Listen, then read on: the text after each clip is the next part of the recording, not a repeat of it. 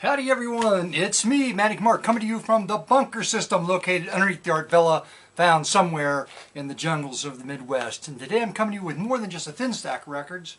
I'm coming to you with a hefty stack of records. Found at a number of sources this week. The weekly offering of stories and observations of the absurdness of life on this planet. That's right. And okay, well, let's start out with a story, why don't you? Okay, here we go. Start out with a good story. As you all know, maybe you all don't know. Some of you know. Some of you may actually be doing it. Shutting the museum down and working on the building that was built at in that Art Deco train station. It's got a lot of issues, spending a lot of money to stabilize the building, but everything in the museum's got to go. It's not like at a yard sale. Much of it's going into storage, and then some of it's actually probably going into a yard sale. So anyway. Back in the 90s, I know this was a long time ago, it's ancient history, a time capsule was put in a wall, and a brass plaque was put above the wall, on the outside of the wall. It says, behind this plaque is a time capsule, put there by so-and-so. So the curator wanted it had to be removed, so when they work in the museum, it doesn't get destroyed or lost or whatnot, and it could be put into the new redone museum, I assume. That's the plan. Okay, so me, Manic Mark, I get the job of smashing a hole in the wall. Actually, I wanted the job. I like to smash things. I should open with a smashing. It would be a perfect video to open with a smashing. If I opened with a smashing, I did. Okay. Anyway, so I smashed a hole in the wall. Took the plaque off, smashed a hole in the wall, and what was behind? The drywall. It's kind of an odd place to put a time capsule, I was thinking. Was the back of the wall, more drywall, the 3-inch space and more drywall. I'm like, hey, there's no time capsule in here. Everybody's thinking there's got to be one in there. The sign says that there's a time capsule in here. I'm thinking, well, can it be 3 inches deep? Why would it be in a drywall wall? Just doesn't seem right. So I'm poking holes through the wall with a chisel. Nothing. And well, let's make a bigger hole. Made a little bigger hole, and let's punch a hole to the inside, through the backside. Maybe it's behind it. So punch a hole big enough to stick your head in, and there's this big, empty, ghostly void behind that wall, been sealed since the mid-90s. It looks like a shaft. So then the curator shows up and like, look, we're no time capsule. We'll cut a big hole, because we got to make sure it's not back there. So we got a big hole, cut a hole big enough to go into the space. So I go into the space, I'm standing on a ledge, and then there's like a slope, and it's all drywall. I'm standing on drywall, but I'm not worried about it because it's not flexing, and there's like 2 big thick sheets put together. It seems really firm. Yeah, well, it's got to be in what you're standing on. Doesn't that make sense? I'm like, oh, I don't know. So first I take the screws out. I think I'm going to lift the whole thing up, but I'm standing on it. So then I decide that's not a good idea. So I take my big hammer and I smash a hole through it. And I said, guess what I found? He said, what? And I said, it's just another wall. Like I'm standing on a ceiling. So while I'm doing that, I noticed that there's a door for the old building that's been sealed in this void. And that door, it's tiled all over around it, is sealed with drywall and construction adhesive. It's another mystery. Well, then they say what's got to be behind that sealed panel there. It seems like that's the perfect place to put it.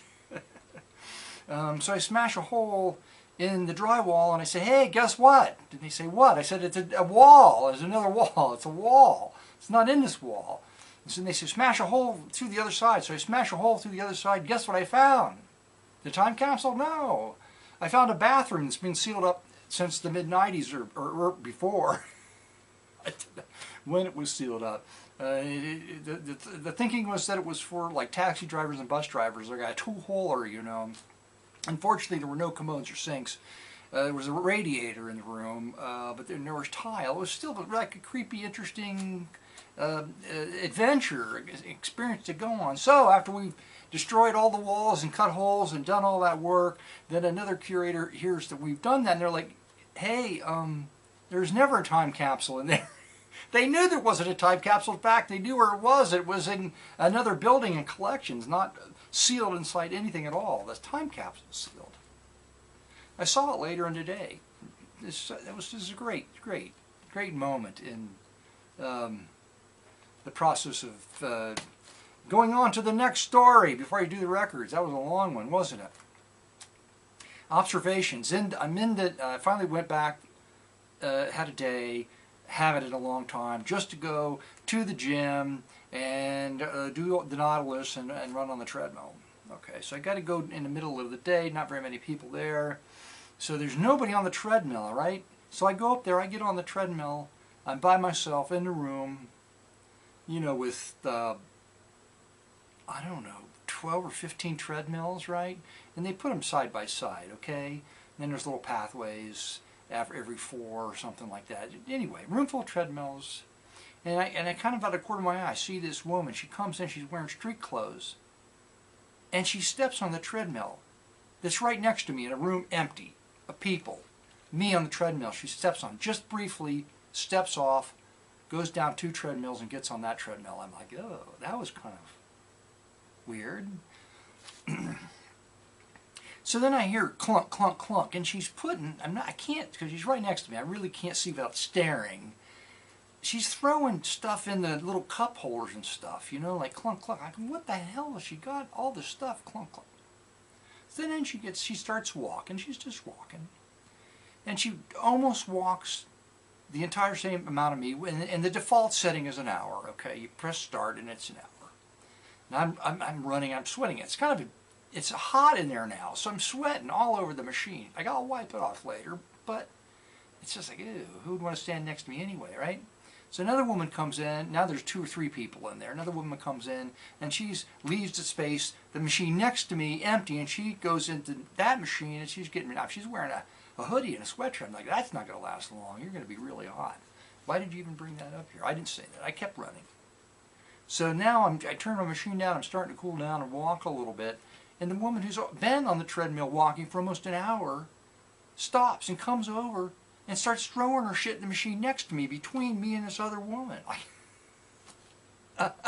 And then she leaves just like I get done. I look over, she's got a beat up old flip phone, kind of like the kind of phone that me, Manic Mark, carries. and a book which is turned upside down, so I can't tell what she's reading. And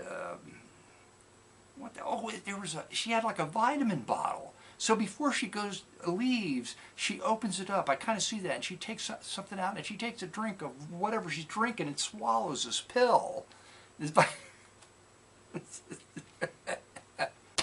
It was crazy. Okay, now I'm lifting weights on the Nautilus machine, and sitting on a chair is this old man, elderly man, and he's got an oxygen bottle sitting on the floor and a tube going in his nose. He's sitting there, the chair, which is about 5 or 6 feet away from me, and I'm, you know, there's 2 or 3 machines facing that direction, so I'm watching him. So this other guy comes in. I've seen him before. He comes in and he starts just talking to people, so I'm careful not to make eye contact because I don't want him talking to me. And he stands there next to the old guy who's very still. The old man's just sitting there breathing his oxygen in the gym, right? Breathing his oxygen. The guy's standing there. He's got a huge stomach, the guy that comes in. Huge stomach, wearing shorts. He pulls his shirt in front of the whole gym, you know, maybe there's 8 people doing stuff all over. He pulls his shirt up, uses his stomach, which is a shelf, to let the shirt rest on it, and just kind of stands there. And then he starts kind of jerking on his pants a little bit, and then he starts pulling his jockey shorts up past the top of his shorts. And pulls his shorts up, and then he's not done yet. The belly's still hanging out all this time. He takes this little thin belt to wrap around this huge mass of, like, that's not a weight belt. What is that? What good is that going to do? You know, and I wear a weight belt, and when I work, like a leather, heavy duty. Anyway. So So then he starts talking to the old man because the old man can't run away because he's got an oxygen tank. And how far can he run? And he's breathing in the oxygen, you know. And I could see the old man starts to fidget when the guy's got the shirt up and he's hiking his jockey shorts up. And the old man's uncomfortable. So then the guy sits down and starts talking to him, which I knew he would. He says, "Hey, is Big Lou here?" And the old man's like, "What? Big Lou?" He goes, "Yeah, oh, I see his head bobbing up," and I actually knew who he was talking about. This guy, this older guy, I don't know if he's as old as me or maybe a little bit older anyway, he's there all day long. He goes, "Oh, there's Big Lou. I think in his age," he won't say how old he is, but I think in his age group, he's the strongest guy here, Big Lou over there. And but the old guy said something like, "Yeah, you got to use it while you got it." And he sure got it, something like that. And I'm thinking, I've never seen Big Lou do any stretching or any cardio. So although Big Lou's big and probably strong for his age, I don't know how healthy he is on the inside because he's not getting any, you know, of the other good stuff. So the gym's funny. The gym's funny. So I'm on the running machine. There's other things that happen. This is great. This is great. Video is great. You don't have to worry about the film, the Super 8 film running through, you know, like $3 a minute or whatever it was. You just keep talking. Nobody cares. Great. Oh my God. I've used up all my time. All my record time. There's not going to be any records today. I've used up all my time. No, I haven't. Here we go with the records. Starting with Wood by the Fire. It's Gloria Wood. This is a great cover. I don't know anything about this, except that it's Gloria with her dog, Little Woody, close to a wood pile. That was a stretch for the art department, I know. Okay. The Flambuix. Oh, she built-in melancholy, implicit in her melodies and underlined by their lyrics. 3-octave range to choose from. I don't know, could be interesting. Fun cover anyway. Another fun cover, it's Let's Dance Latin. It's Bailey Latino, Let's Dance Latin. Silvio Mazuka. Probably didn't get that right. It's on Columbia, okay? Alright, nice cover there. I like that. Fun cover. Another fun cover, a record from Argentina. It's Mariano Moores. I'm assuming it's lounge piano. Mostly tangos. Mostly tangos. Fun cover anyway. And speaking of fun covers, here's one. It's Sterling Blythe. Who's he? I don't know, but there he is. Sterling Blythe. Right? Obviously a country singer. But what's more fun is it's pressed on red vinyl. The record, in fact, is pressed on red vinyl. It hardly gets any better than that. Except maybe this. It's All the Cats Join In. 25-star Jasmine in a Buck Clayton jam session. That's right. What was the date on this? There was a date somewhere.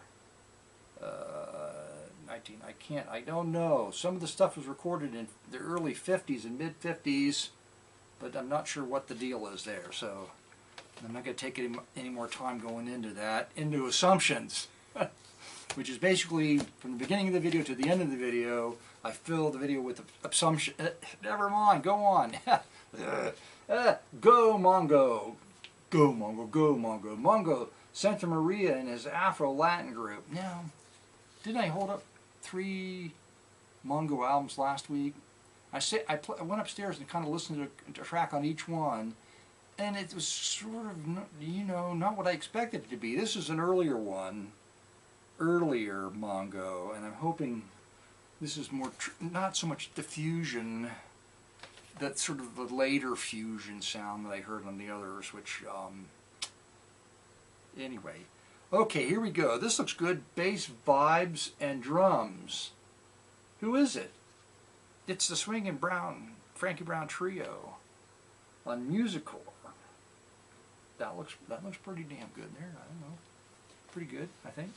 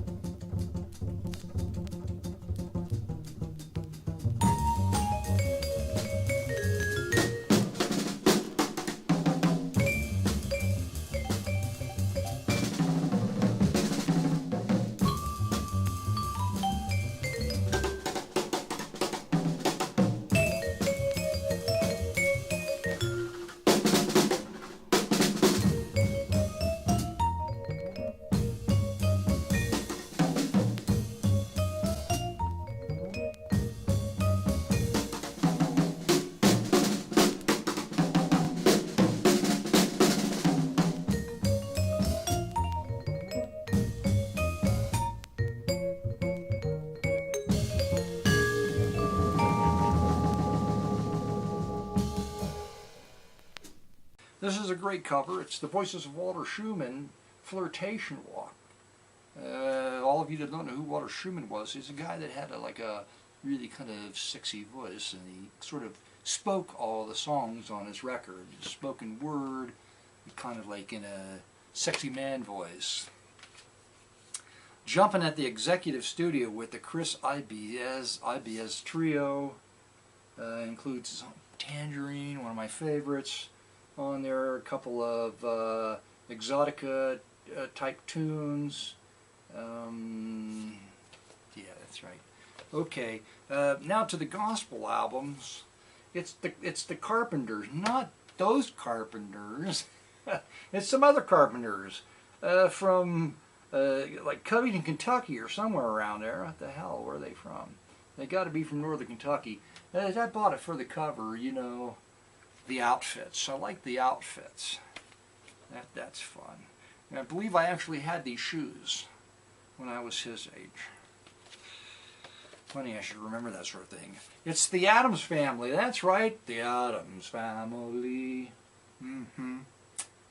Not that Addams Family. No, this Addams Family is from Cincinnati, Ohio, the Cincinnati, Ohio area. The Addams Family with their van, their party van. That's right. Henry Mancini, Dream of You. It's a Henry Mancini album I do not have. Alright? It's got to be good. Why? It's Henry Mancini, that's why. This was all part of a lot, like a 6-record lot or 8-record lot on eBay. I picked up.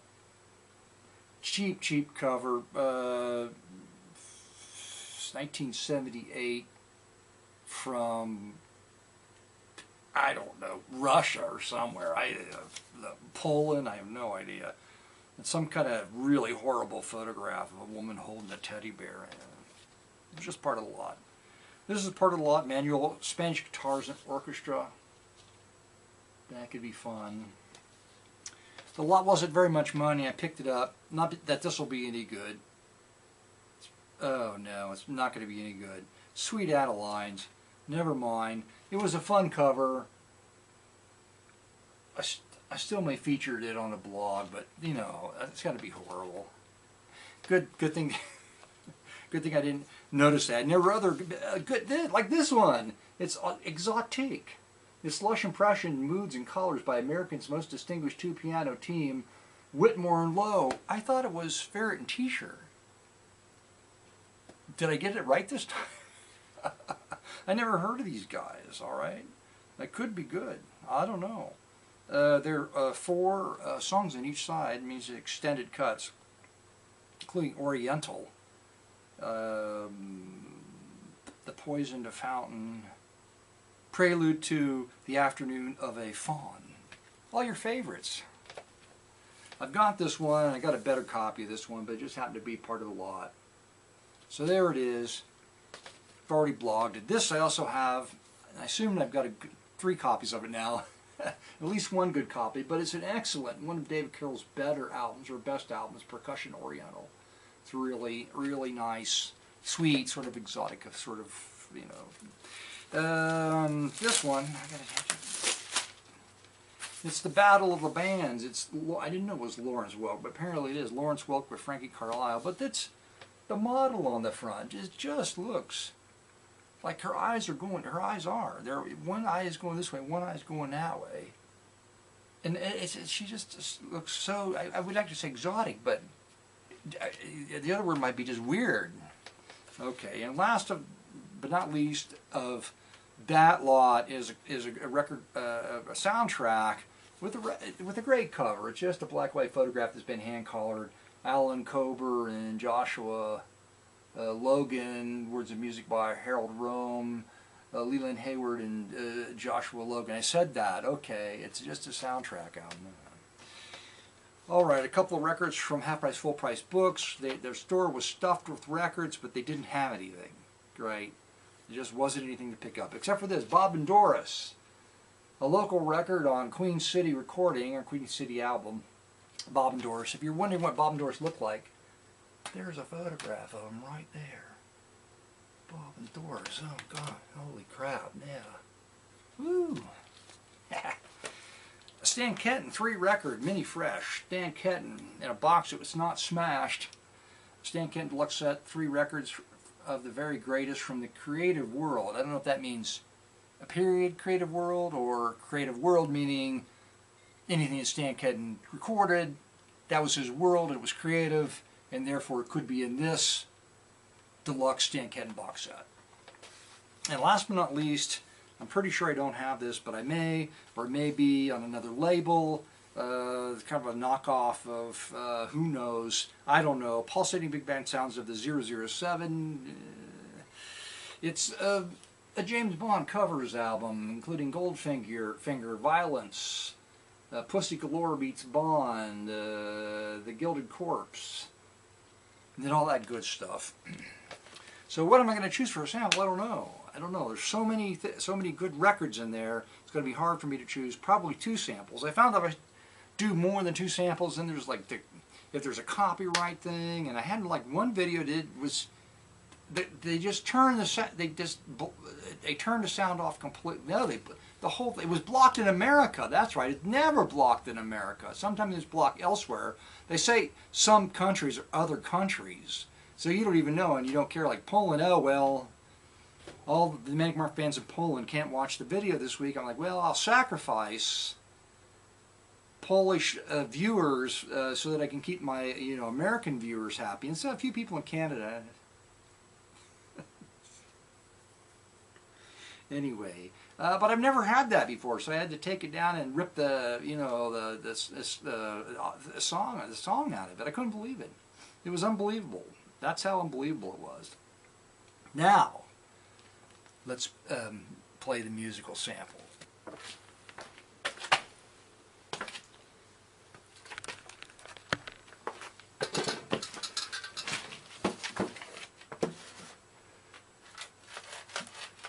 I smash and I smash.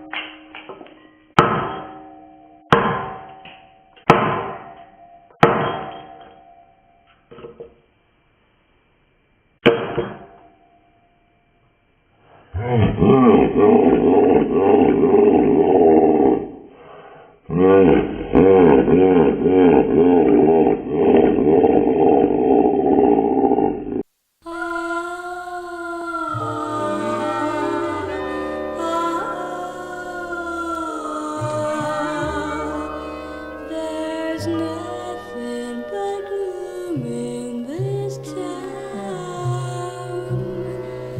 Sent you through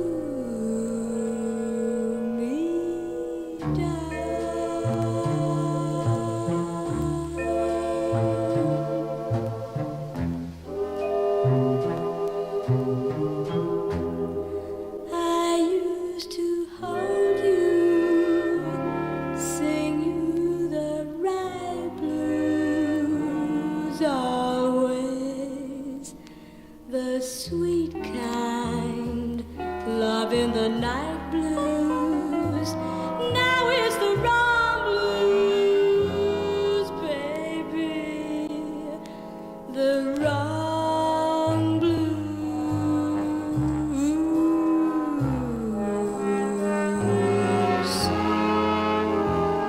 Now that you've left me, each night I start out walking a dark street, crying my heart out, singing the wrong blues, baby, the wrong blues. Nowhere do I see one heart for me. Nothing but gloom in this town since you threw me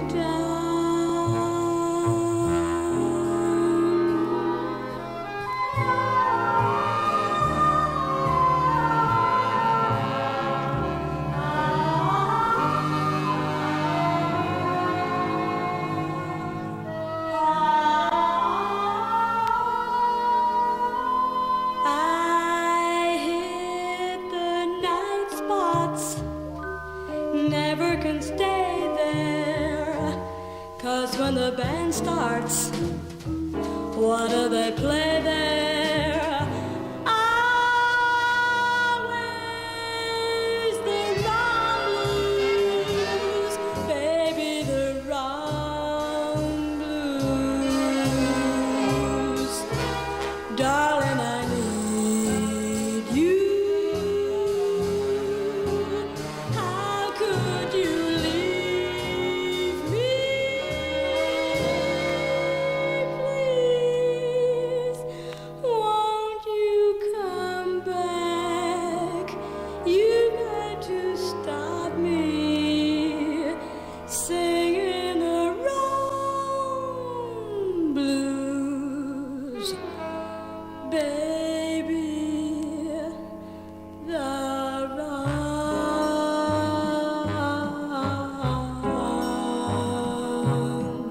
blues.